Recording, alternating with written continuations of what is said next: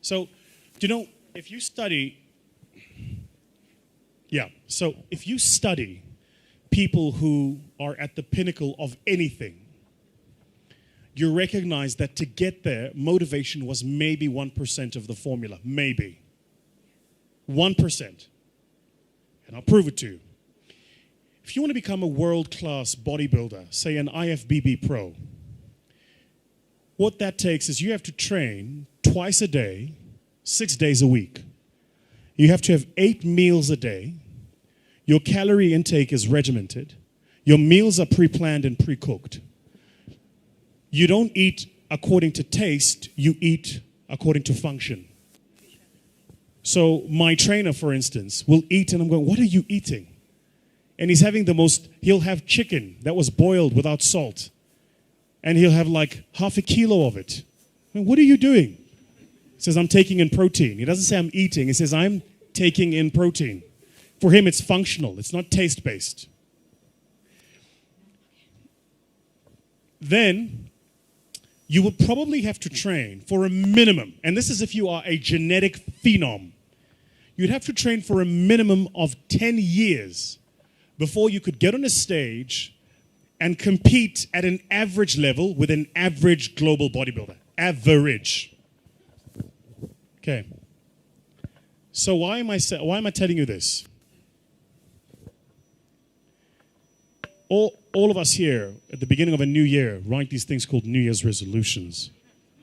And then New Year's resolutions, number 1, make more money. Yeah? Number 2, change my boyfriend. Number 3, get into shape. Yeah? Number 3, get into shape is somewhere in the top 3. So what do? You go to the gym, you get a gym membership. Yeah? You go to the local Nike store and you buy like all of your gym gear. You are motivated. You are inspired. You are going to the damn gym. You go to YouTube, you subscribe to all of the fitness channels. You go to Instagram, you follow all of the fitness models. You are motivated. You are going to the damn gym. You're going to get in shape. That's what you're going to do. The people you're following on YouTube have been working on for a minimum of 5 years to look like that. So you have the incorrect understanding that after a month of working out, you're going to look like them. So what happens in the first month? You're excited. You go to gym every single month. And you take the pains and your body is sore, but I'm excited. I'm going to gym. Then life happens. Company doesn't make money. You don't make your targets. You fall a bit ill. Something happens. And all of a sudden, you stop going to gym for a day. A day becomes 2, 2 becomes a week. Now all of a sudden, you've had a gym membership for 3 months and you haven't been in that time. What did you miss? You thought motivation was the formula. Winners don't need motivation. Winners need discipline.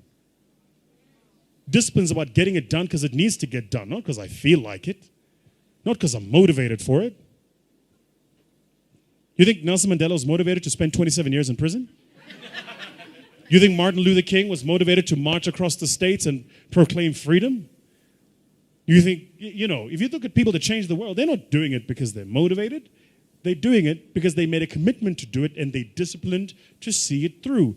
Discipline is far more important than motivation, which is why you've got to be careful the decisions you make. Because once you make the decision, you have to see that decision through. Like my mentor says, first we make the decisions, then the decisions make us. So you've got to be very careful the decisions you make. Be very careful the commitments you make. Motivation, I'm telling you now, is completely overrated. It's important, don't get me wrong. We meet according to motivation, we feel good, rah-rah, but that'll fade. You need a stronger will and a deeper commitment to see things through.